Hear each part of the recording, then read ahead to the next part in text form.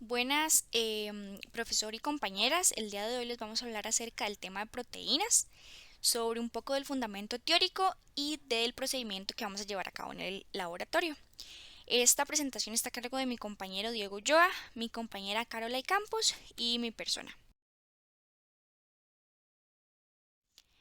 Bueno, es importante enfatizar un poco en los objetivos que vamos a llevar a cabo el día del laboratorio, ya que vamos a identificar la composición de diferentes proteínas presentes en alimentos y esto mediante pruebas químicas y se van a extraer los diferentes componentes de la leche, donde ambos procedimientos van a ser explicados puntualmente en el procedimiento del laboratorio.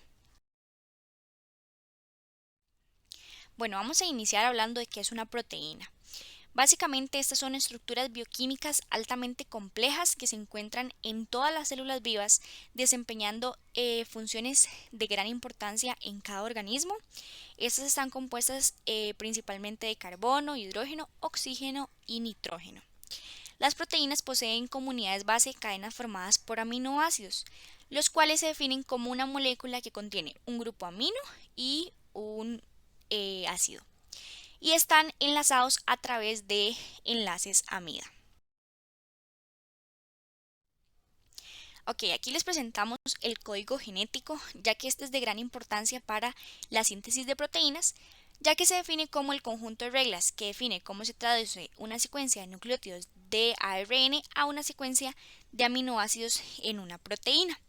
Entonces, como podemos observar acá, podemos definir como estas palabras genéticas que el ARN mensajero tiene 3 bases de longitud y cada una va a ser un código, lo que vamos a definir con el nombre de codones, que van a traducir, cada codón va a traducir un aminoácido o unos aminoácidos en específico, ya que algunos aminoácidos pueden ser traducidos por más de un codón.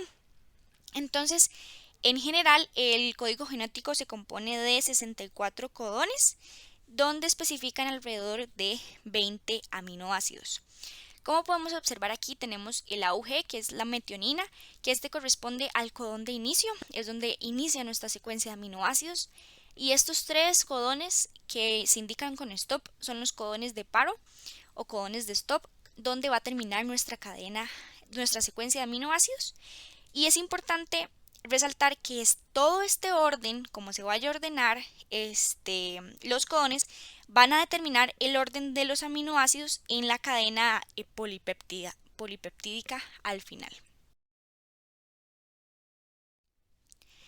Ok, ahora vamos a hablar del carácter anfotérico en los aminoácidos, ya que estos poseen un carácter de este tipo. Como bien sabemos, una sustancia anfótera es aquella que puede actuar como ácido y como base al mismo tiempo. Y a partir de esto vamos a hablar del punto isoeléctrico. El punto isoeléctrico es una condición en la que la sustancia no tiene una carga eléctrica y a nivel del pH, pues este va a ser cero. Este puede ser, en una proteína, el hecho de que el pH sea cero puede estar condicionado por distintos factores tanto externos como internos y la proteína va a tener una movilidad electroforética nula.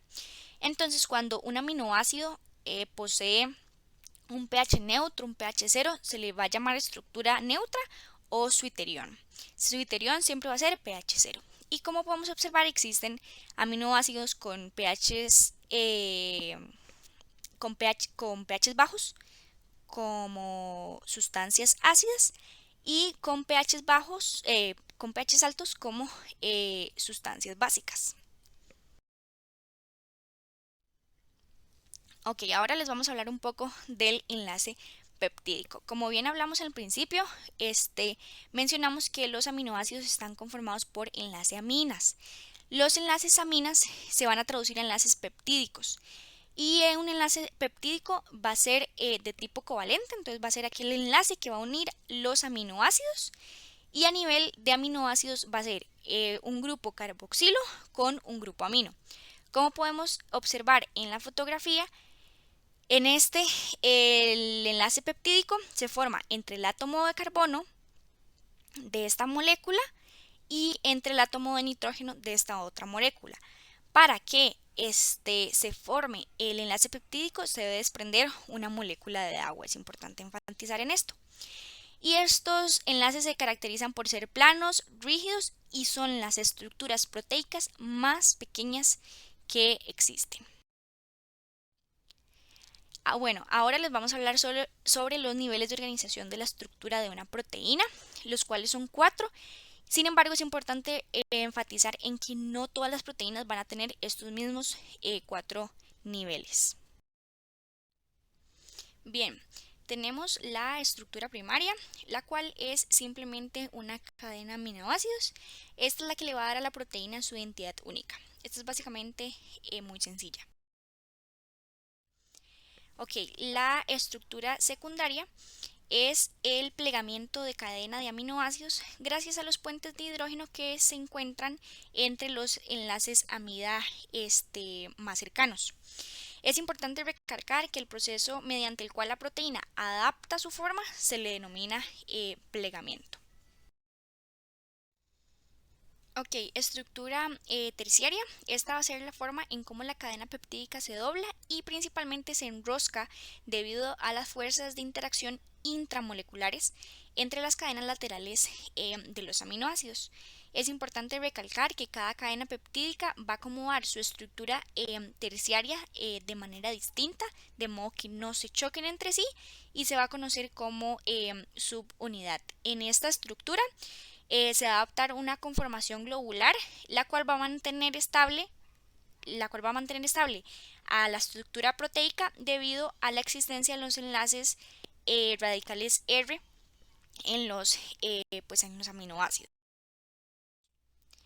Y por último tenemos la estructura cuaternaria, que no todas las proteínas la poseen, y este es un arreglo espacial de las subunidades de la proteína, es decir, de las estructuras terciarias, en donde se empacan las subunidades conformando la estructura ya global de la proteína.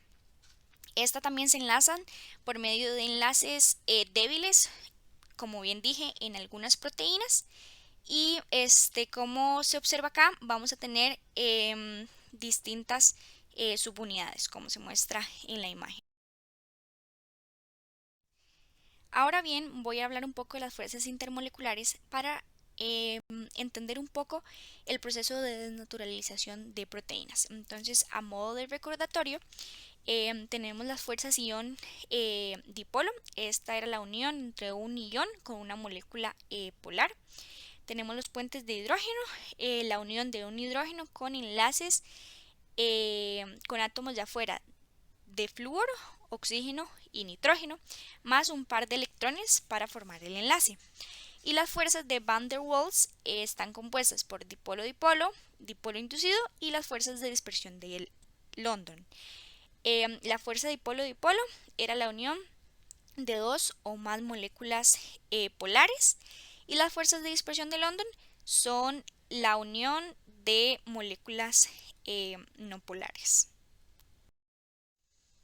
Ok, ahora sí, el proceso de naturalización de proteínas se va a definir como el cambio de la estructura tridimensional, es decir, la estructura secundaria, terciaria y cuaternaria anteriormente mencionada, sin alterar la estructura primaria, ya que ésta puede alterar o afectar las funciones normales que deben de desempeñar las proteínas en nuestro organismo.